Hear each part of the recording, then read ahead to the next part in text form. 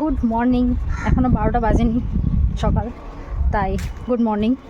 তো happy Sunday বলবো না হ্যাপি হট সানডে বলবো নাকি স্যাড হট সানডে বলবো আমি ঠিক বুঝতে পারছি না। প্রচণ্ড মাত্রায় গরম পড়েছে। সবাই তোমরা কি করছো বলো এই গরমে?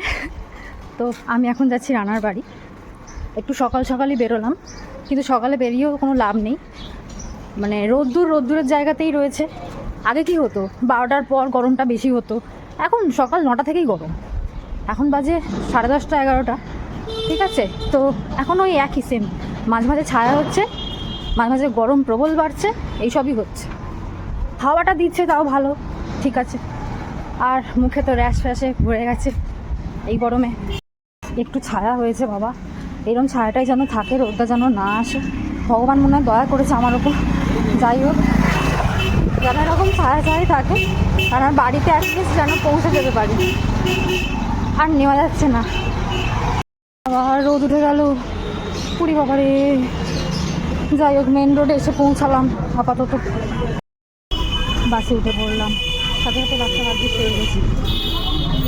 সিটটা না পুরো গরম, পুরো প্রত্যেকটা সিটই গরম, মনে হচ্ছে কোথায় একটা বসে আছে। তো ফাইনালি এসে পৌঁছালাম রানার বাড়িতে। আর অ্যাকচুয়ালি আজকে আমি একটা ডিশ বানিয়ে এনেছি, তো নেক্সট মিনি ব্লগে দেখতে থাকো ওকে কী খাওয়ালাম।